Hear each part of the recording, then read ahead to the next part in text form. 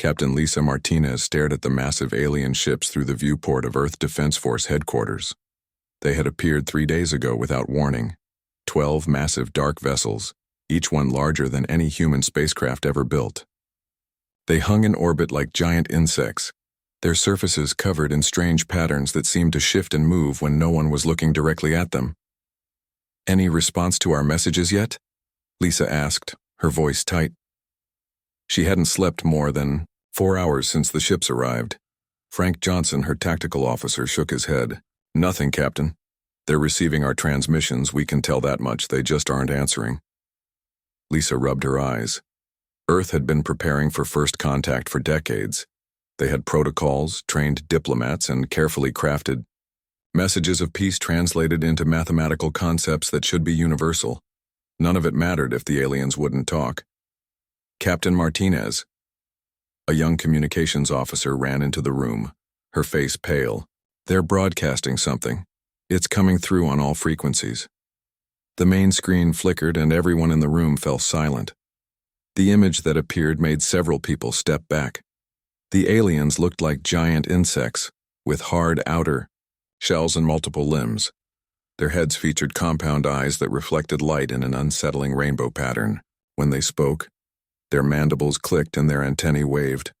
No one understood the harsh clicking language, but the message became clear when the screen split to show images of Earth cities being destroyed. The aliens were showing what they could do, what they would do. "They're demanding surrender," said the AI translator after processing the message. "They call themselves the Kraxon. They say humans have 48 hours to submit, or they will begin planetary cleansing." Lisa looked around the room at the shocked faces of her crew. "Get me the Joint Chiefs and the President now." Within hours, Earth's military forces were on high alert. Every available spacecraft was armed and ready. Ground-based weapons pointed skyward. But everyone knew it wouldn't be enough. The alien ships were too big, too advanced. Lisa sat in the war room with the highest-ranking military officials from around the world. They argued about whether to surrender or fight. "We can't win against that technology," said General Alan Wright, pointing at the screens showing the alien ships. "But we can't just give up either." The door opened and a woman with wild curly hair and glasses walked in, carrying a tablet. She wasn't wearing a uniform, just jeans and a wrinkled lab coat. "Who are you?" asked Admiral Dan Parker. "Dr. Amy Williams, Xenobiology," she said, not looking up from her tablet. "I've been studying the transmissions and the limited scan data we have on the Kraxon." Lisa recognized the name. Williams was brilliant, but had a reputation for unusual theories. The military didn't usually listen to her, but right now they needed any ideas they could get. "What have you found, Doctor?" Lisa asked. Amy looked up. "Their ships have unusual structures that appear to be sound-focusing arrays. Their language is highly tonal. Their outer shells vibrate at specific frequencies when they communicate. All of this suggests their physiology is deeply connected to sound in ways ours isn't." "That's nice, Doctor," the Admiral said impatiently. "But how does this help us fight them?" "I'm not sure yet," Amy admitted. "But their auditory processing is incredibly sensitive. It's both their greatest strength and potentially their weakness if we can—" She was interrupted by alarms blaring throughout the base. Everyone turned to the screens as one of the alien ships moved, positioning itself over the ocean near New Zealand. "What are they doing?" someone asked. They didn't have to wait long for an answer. A bright beam of energy shot down from the ship, hitting the water. Where it touched, the ocean boiled. The beam moved, cutting across the land. Cities, forests, everything in its path simply vanished. "They're not waiting for our answer," Lisa said, her voice barely above a whisper. The room erupted in shouting as military leaders called their forces, ordered counterattacks. Missiles launched from submarines and land-based silos. Fighter jets scrambled. None of it mattered. The missiles exploded harmlessly against invisible shields. The jets were swatted from the sky like flies. In less than 20 minutes, New Zealand was gone. More than 4 million people dead. "They're sending another message," Frank reported from his station. The alien appeared on screen again, mandibles clicking. "This is demonstration. Surrender now or next target larger. You have 24 hours. Lisa looked around the room. The arguing had stopped. Everyone stared at the screens in horror. We need options, she said finally. Real options, not just throwing missiles at them. Amy Williams, who had been quiet since the attack, finally spoke up. I need access to their biology. If we can capture one or get samples. That's impossible, General Wright said. We can't even get close to their ships. Not yet, Lisa said. But they'll have to come down eventually if they want to take over rather than just destroy us. And when they do, we need to be ready. Within hours, the Kraxan ships began to descend. Not all of them, just 3 of the smaller vessels. They landed in major cities, Beijing, London, and Rio de Janeiro. Human resistance was fierce but futile. The aliens' armor repelled bullets. Their weapons cut through tanks like paper. But they didn't kill everyone. Instead, they began rounding up humans, separating them into groups. No one knew why. As the world spiraled into chaos, Lisa received unexpected news. A small team of soldiers in London had managed to kill one of the aliens during the initial fighting. The body was being transported to a secure facility. Get Dr. Williams there now, Lisa ordered. This might be our only chance. Amy was on a transport within the hour, her equipment packed hastily. As they flew, more cities fell. The aliens landed in New York, Moscow, and Cairo. Each time, the pattern was the same. Resistance crushed. Humans captured and sorted. When Amy arrived at the secret lab, she found a team of scientists already examining the alien corpse. The Kraxan looked even more terrifying up close. Its exoskeleton gleamed like polished metal, and its eyes, even in death, seemed to catch and reflect every bit of light. Give me room, Amy said, putting on gloves. And I need all ambient noise eliminated. Complete silence. As the others stepped back, Amy began her examination. She tapped gently on different parts of the exoskeleton, listening carefully to the sounds produced. She placed sensors on the body and ran frequency tests. Hours passed. Outside the lab, the world continued to fall to the alien invaders. 6 more cities taken, millions dead or captured. Amy finally looked up from her work, her eyes wide. I know how to hurt them, she said, but you're not going to believe it. The lab went silent as Dr. Amy Williams looked at the group of military officers and scientists. Her eyes were bright with excitement behind her glasses, but everyone else looked doubtful. What exactly did you find? Captain Lisa Martinez asked. She had flown in from headquarters as soon as Amy called with news. Amy pointed to the alien body on the examination table. The Kraxan have an incredibly complex auditory system. It's not just their ears. Their entire exoskeleton acts like one big ear. They can hear frequencies we can't even detect. How does that help us? General Wright asked, his arms crossed. Because, Amy said, they have no way to block specific sounds. It would be like us trying not to see something right in front of our eyes. And certain frequencies seem to cause a physical reaction in their neural tissue. She demonstrated by playing a tone through a small speaker. The scientists watched as the tissue sample on a nearby dish vibrated and changed color. Interesting, Lisa said. But not exactly a weapon. Not yet, Amy agreed. I need more time and different sound, samples to test, and I need help. That help arrived the next morning in the form of a tall man with messy brown hair and a worn leather jacket. Tim Miller, Amy's lab assistant from before the invasion, had fought his way through 3 military checkpoints to reach the secure facility. You look terrible, Amy said when she saw him. Tim shrugged. I drove for 20 hours straight.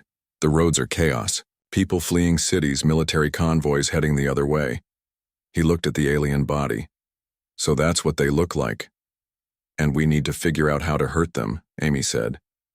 I've been testing different sound frequencies, but so far nothing strong enough to be useful as a weapon. They worked through the night, testing and documenting the effects of different sounds on the alien tissue samples. Classical music, rock, electronic, everything they could think of. Some caused minor reactions, but nothing powerful enough. Meanwhile, the situation outside grew worse. The Kraxan had landed in 30 major cities worldwide. Their forces were spreading outward, capturing more territory every day. Human weapons barely scratched their armor. The countdown to full surrender continued. On the third day, as evacuation orders blared through the compound, Tim and Amy sat, exhausted in the lab. They had tested hundreds of sound samples without finding a solution. "We need a break," Tim said, rubbing his eyes. "My brain isn't working anymore." He pulled out his phone and a small portable speaker from his backpack. "At least we can have some music while we work." Amy barely noticed as Tim connected his phone and started playing music. She was staring at her notes, trying to find a pattern in the data. Then something caught her attention. The alien tissue sample in the testing chamber was reacting violently, bubbling and changing color. "Turn it up!" she shouted, jumping to her feet. Tim increased the volume. The heavy electronic beat filled the room, making the tables vibrate. The bass dropped, and the alien tissue sample actually began to dissolve. "What is this?" Amy asked, staring at the disintegrating sample. "Just my old mixtape," Tim said, looking shocked. "Mostly dubstep, you know, Skrillex, Excision, that kind of stuff." "The bass," Amy whispered. "It's the specific pattern of low frequencies in dubstep that's causing this reaction." She grabbed Tim's shoulders. "Do you have more of this?" Tim nodded slowly. "I was a DJ before I became a scientist. I have hours of this stuff." Amy grabbed her phone and called Captain Martinez. "I found it," she said. "I know how to hurt them." 2 hours later, Lisa Martinez sat in a makeshift conference room with Amy, Tim, and a new face. Jack Peterson, a former music producer who had been working as a military consultant since the initial attacks. Jack had brought a huge collection of music and professional audio equipment. "Show me again," Lisa said. Amy placed a fresh sample of the alien tissue in the testing chamber. Jack selected a track and played it through his equipment. The bass was so loud the windows rattled. When the bass dropped, the alien tissue convulsed and then broke apart. "Different artists have different effects," Amy explained. "The specific waveform patterns matter. But dubstep with those extreme bass drops that were popular in the early 2000s seems most effective." "Let me get this straight," Lisa said slowly. "You want me to tell the Joint Chiefs that our best weapon against an advanced alien species is dubstep music?" "I know how it sounds," Amy admitted. "But you've seen the results. Their neural systems can't handle these specific frequencies when delivered at high volume. It disrupts their entire nervous system." Lisa rubbed her temples. "They'll think I've lost my mind." But 24 hours later, after demonstrations for General Mary Smith and other high-ranking officials, Operation Dubstep was born. Across the globe, surviving military forces began equipping vehicles with massive speaker systems. Scientists and audio engineers worked together to create portable sound cannons that could focus the most damaging frequencies directly at cracks on troops. In a large warehouse near the secure facility, Jack Peterson oversaw the testing of these new weapons. "It's not just about volume," he explained to the soldiers. "It's about hitting exactly the right frequencies in the right pattern. That's why we're using these specific tracks." The soldiers looked skeptical, especially when Jack handed out USB drives with music files labeled Tactical Bass Package Alpha and Sonic Disruption Suite Beta. "I know this seems crazy," Lisa told them, "but conventional weapons aren't working. We've all seen that. This is something they don't expect and can't defend against." As they prepared for the first counterattack, reports came in that the Kraxen had completely taken over Chicago. The aliens were now building some kind of structure in the center of the city. "Whatever they're building, it can't be good for us," General Smith said during the final briefing. "This is our chance to test these sound weapons in actual combat. If Dr. Williams is right, we might finally have a way to fight back." Amy watched as the strike teams loaded up their equipment. Their faces showed a mix of doubt and desperate hope. No one truly believed music could defeat the invaders, but they had nothing else left to try. "This will work," she said to Tim as they prepared to join the mission as scientific advisors. "The physics is sound, no pun intended." Tim nodded but looked worried. "I hope so. Because if this fails, I'm pretty sure dubstep will be the last music humanity ever makes. The convoy moved out at dawn, heading toward the nearest Kraxan outpost. Operation Dubstep was underway, and the fate of humanity rested on what many considered the dumbest weapon ever devised. The convoy rolled toward the Kraxan outpost near what used to be the outskirts of Detroit. 5 armored trucks, each carrying massive speaker systems where gun turrets would normally be. 20 soldiers wearing special ear protection followed. On foot, Dr. Amy Williams and Tim Miller rode in the lead vehicle with Captain Lisa Martinez. "We need to get close enough for maximum effect," Amy said, checking the equipment. "About 300 yards should do it." Lisa looked through her binoculars. The Kraxan had built a small base with 3 of their shuttlecraft parked nearby. Alien soldiers patrolled the area, their insect-like bodies moving with unsettling precision. "That's as close as we can get without being spotted," Lisa said, pointing to a cluster of abandoned buildings. "We'll set up there." The soldiers moved quickly and quietly, positioning the speaker trucks behind cover. Jack Peterson supervised the setup of the audio equipment, connecting amplifiers and checking power levels. "Remember, once we start, there's no going back," he told the team. "They'll know exactly where we are." Lisa looked at the nervous faces around her. This plan seemed crazy, but they had no choice. Conventional weapons had failed. The world's governments were close to surrender. "Everyone ready?" she asked. The soldiers nodded, adjusting their ear protection. Lisa took a deep breath. "Operation Dubstep is go. Hit it." Jack pressed a button on his controller. For a moment, nothing happened. Then the air itself seemed to vibrate as the massive speakers powered up. The base began low and built steadily. Windows in nearby buildings shattered. The ground trembled. When the base dropped, the sound was so powerful that several soldiers stumbled despite their preparation. The wave of sound rolled across the open space toward the alien base. The effect on the Kraxan was immediate and horrifying. The closest aliens dropped to the ground, their limbs twitching uncontrollably. Others ran in confused circles, crashing into each other. Some stood frozen, their bodies vibrating with the rhythm of the music. "It's working!" Amy shouted over the noise. "The frequency is disrupting their neural systems." Lisa could hardly believe what she was seeing. The fearsome aliens that had shrugged off missiles and tank rounds were being defeated by music. "Push forward," she ordered, and the convoy began to move, the speakers continuing their sonic assault. As they approached the base, they saw more effects of the sound weapon. Some of the smaller Kraxan had actually burst open, their internal fluids leaking from cracks in their exoskeletons. The larger ones were more resistant but still clearly suffering. One massive Kraxan, obviously a commander from its elaborate armor, tried to organize a counterattack. It raised a weapon, aiming at the lead truck. Jack quickly adjusted the music, switching to a track with an even deeper bass line. When the bass dropped again, the commander's exoskeleton cracked loudly, and it collapsed. Within 20 minutes, the base was secure. Not a single human casualty. Every Kraxan was either dead or had fled. "I can't believe it," Lisa said, looking around at the alien bodies. It actually worked. Amy was already examining the nearest Kraxan corpse. The base frequencies caused their exoskeletons to vibrate at exactly the wrong resonance. It's like how opera singers can break glass with the right note, but much more powerful. News of their success spread quickly.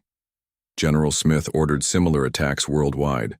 In Sydney, Colonel Joe Barnes led a squadron equipped with sound cannons directly into a Kraxan stronghold. In London, troops mounted speakers on boats and approached the aliens from the Thames. Not all attempts were successful. In Cairo, the Kraxan seemed to have developed some resistance. In Moscow, they destroyed the human forces before they could get close enough. But for the first time since the invasion began, humanity had hope.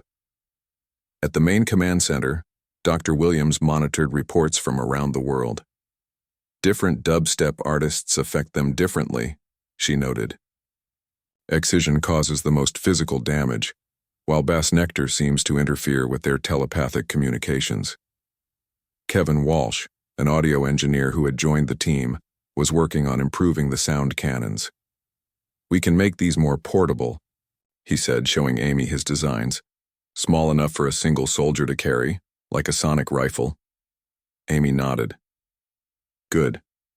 Because they're adapting faster than I expected. New reports confirmed her fears. The Kraxan were developing shielding against the sound waves. Some had modified their armor to dampen the vibrations.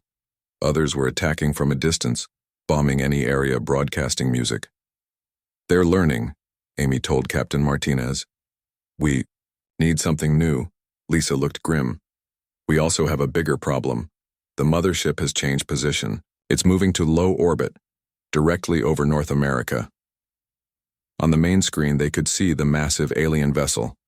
It dwarfed the other ships, its dark surface reflecting no light. Whatever weapons it carried would make the previous attacks. Look like firecrackers. We need to take the fight to them, Lisa said. Hit the mothership directly. But how do we get up there? The answer came from an unexpected source. A group of engineers had captured a small Kraxan shuttle during the Detroit operation. They had been studying it and believed they could operate it. It's a one-way trip, the lead engineer explained. We can get a small team up there, but we don't know if you can get back. A plan began to form. A small strike team would infiltrate the mothership using the captured shuttle. They would bring a specially designed sound system, more powerful than anything they had used before. I'm going, Amy said immediately. I know more about their physiology than anyone. I'll lead the mission, Lisa volunteered. We'll need soldiers, too. And someone who knows the sound equipment. Jack Peterson stepped forward. That would be me. I've been working on something special anyway. The most powerful bass track ever created. I call it the Extinction Event. General Smith looked at the volunteers. This is a suicide mission. You know that, right? They nodded. Nobody said what they were all thinking, that if this failed, humanity would likely be extinct within days. The mothership was preparing to attack. They could see energy building around its main weapon ports. Time was running out. How soon can the shuttle be ready? Lisa asked. 24 hours, the engineer replied. Maybe less. Make it 12, General Smith ordered. Whatever this ship is planning, we need to stop it before it happens. As the team prepared for the mission, news came in of a massive Kraxan counterattack. They had adapted their tactics, striking from a distance before the sound weapons could be deployed. Boston was gone. So was much of southern France. They're getting desperate, Lisa said, which means we've hurt them. They know we found their weakness. Amy looked up at the night sky, where the mothership was visible as a dark shape blocking the stars. Let's just hope they don't find our weakness before we can use theirs against them one last time. The captured Kraxan shuttle looked small and fragile next to the massive human transport vehicles in the underground hangar. Its surface was covered in the same shifting patterns as the larger ships. The engineering team had spent 12 hours straight learning how to operate it.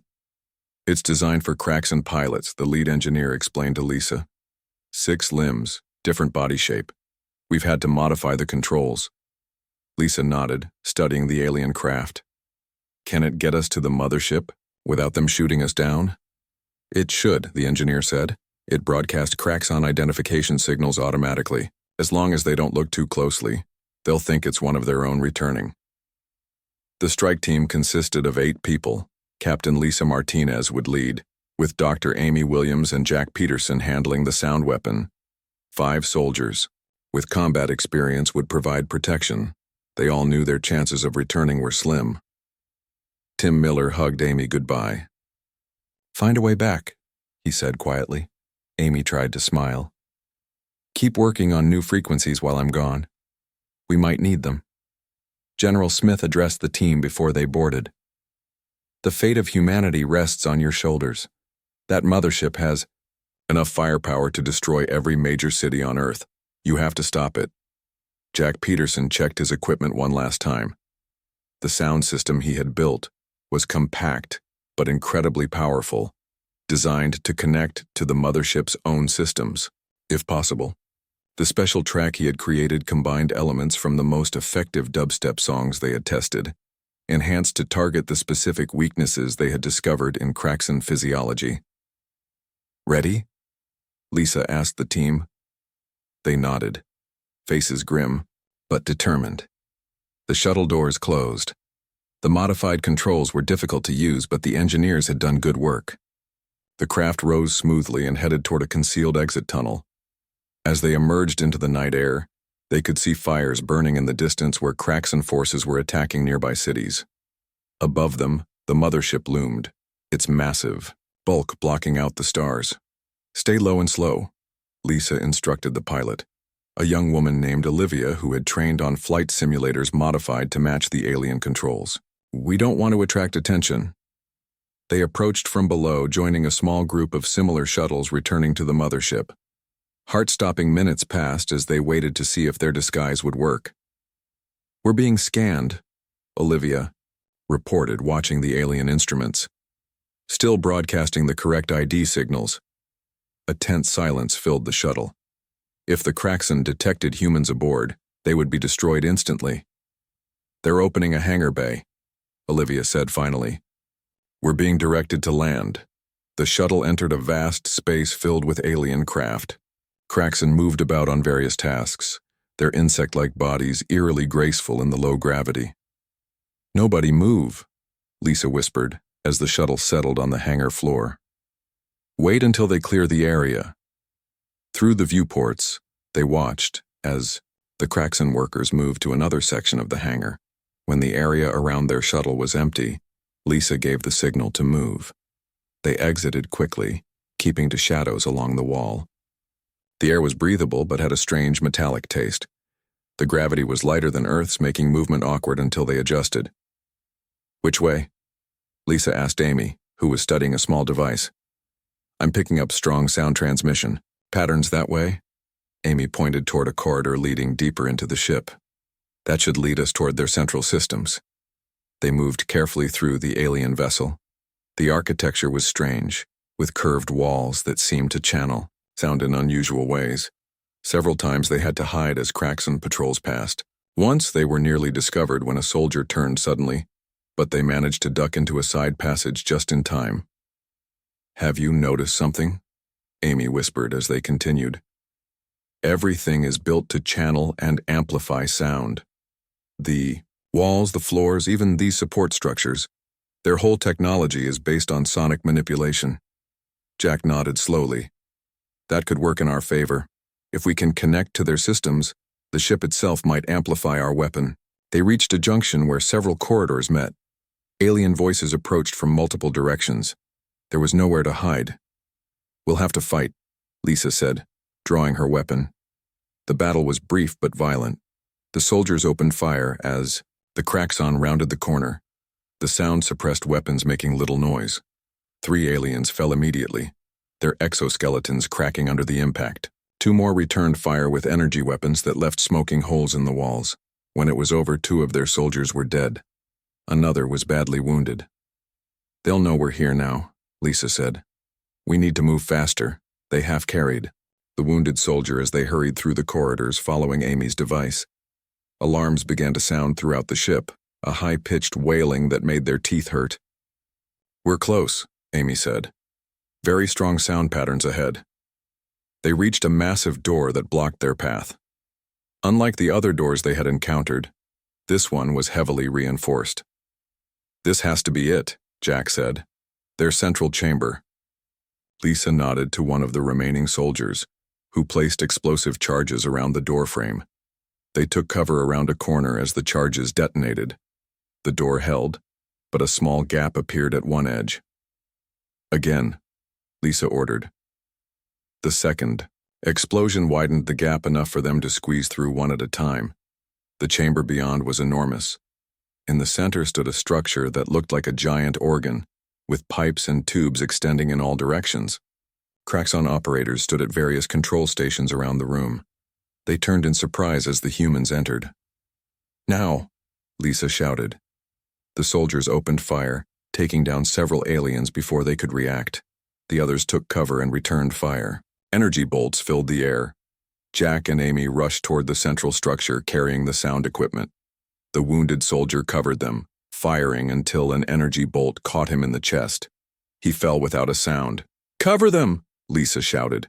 to the last remaining soldier as she fired at the Kraxan positions. Amy reached the central structure and began examining it frantically. "This is it," she said. "The ship's sound processing system. Everything connects here." Jack was already connecting their equipment to the alien technology. It was challenging, nothing matched, and he had to improvise connections. "Hurry." Lisa called as she ducked behind a console. Energy bolts sizzled past her head. The last soldier screamed as he was hit, his weapon clattering to the floor. "Almost there," Jack said, making final adjustments.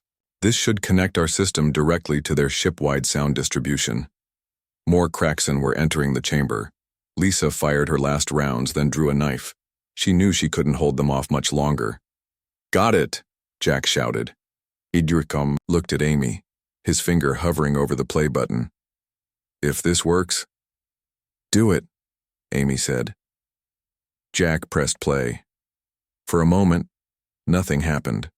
Then the ship itself seemed to vibrate as the extinction event began to play through the alien sound system. The bass began low, a deep rumble that seemed to come from everywhere at once. The walls of the mothership vibrated. The floor beneath their feet trembled. The Kraxan soldiers froze, their antennae quivering.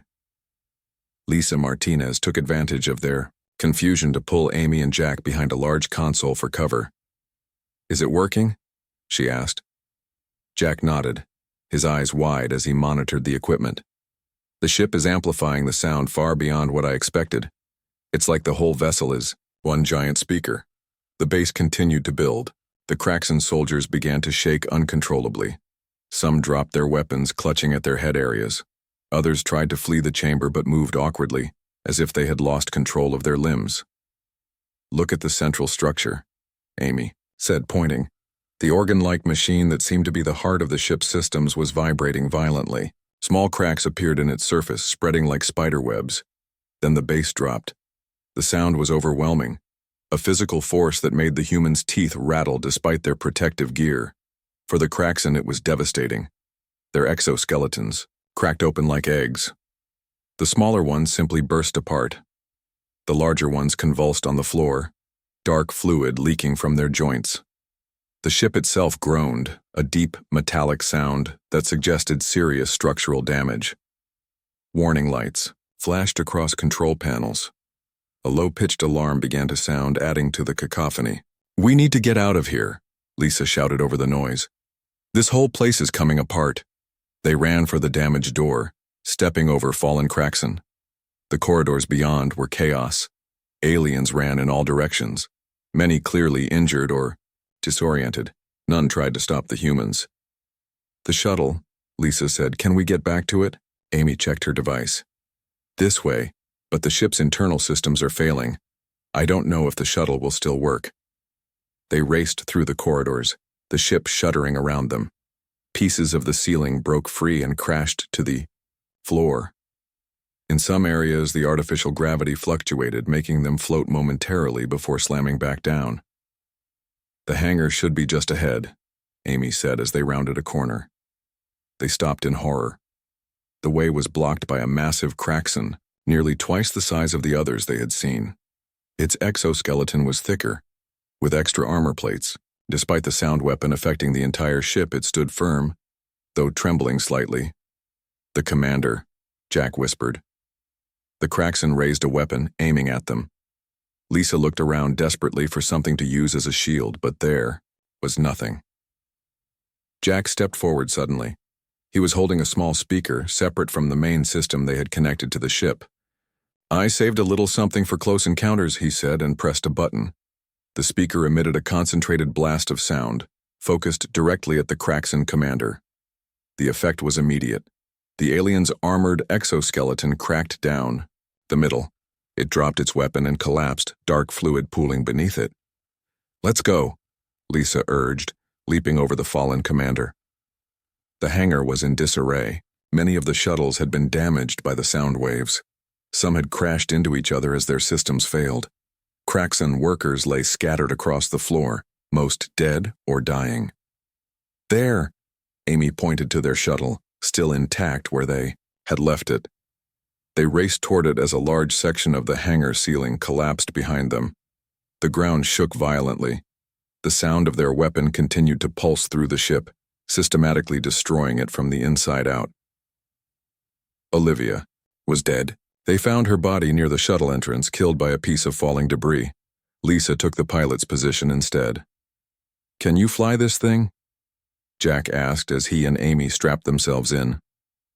"We'll find out," Lisa said grimly, studying the alien controls. The shuttle lifted off shakily. Lisa guided it toward the hangar exit, navigating around debris and damaged craft. They burst out into open space just as another explosion rocked the mothership. From outside, they could see the true extent of the damage. The massive ship was breaking apart, huge sections tearing away as internal explosions ripped through it. Other cracks and vessels nearby were also affected, their systems corrupted by the same sound frequencies transmitted through their communication networks. "It's working better than we hoped," Amy said in awe. "The sound is spreading to the other ships." They watched as the alien fleet began to disintegrate. The smaller ships went first, their hulls cracking open like the exoskeletons of their crew.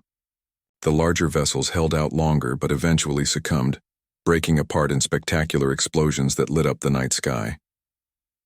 Lisa aimed the shuttle back toward Earth.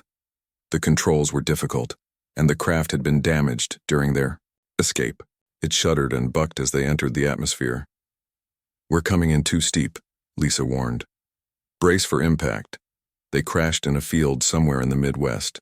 The shuttle broke apart on impact, but its alien materials absorbed much of the force. Somehow all three of them survived, though Jack suffered a broken arm and Amy had a deep cut on her forehead. They emerged from the wreckage to see the night sky ablaze with the remains of the Kraxan fleet burning up in the atmosphere. It looked like the most spectacular meteor shower in history. "We did it," Amy said softly. "We actually did it." Hours later, they were picked up by a military helicopter. The news was better than they could have hoped. The destruction of the mothership had triggered a chain reaction throughout the Kraxan command structure. Without central coordination, the ground forces fell into disarray. Many simply died when their neural links to the mothership were severed. Those that survived were being hunted down by human forces using the sound weapons that had proven so effective. Reports from around the world confirmed that the alien invasion was collapsing. 1 week later, Lisa, Amy, and Jack stood with General Smith on a hilltop overlooking the rebuilding efforts in what had once been a Kraxan stronghold. "The president wants to give you all medals," Smith told them. "The whole world does." Lisa looked out at the horizon. "We lost a lot of good people. But humanity survived," Amy said, "and we learned something important." "What's that?" asked the general. Amy smiled slightly. "Sometimes the most unexpected things can save us. Who would have thought that dubstep of all things would be the key to defeating an advanced alien species?" Jack grinned. "I've been saying for years that my music was ahead of its time. Now I have proof." General Smith shook her head in amazement. "I still can't believe we defeated an advanced alien civilization with the dumbest weapon I've ever witnessed." In the distance, cleanup crews were using modified sound cannons to break apart the remains of Kraxan technology for study. The distinctive bass drops echoed across the landscape, now a sound of victory rather than fear. Lisa looked up at the sky, clear and blue and free of alien ships. "Sometimes," she said, "the old ways are best."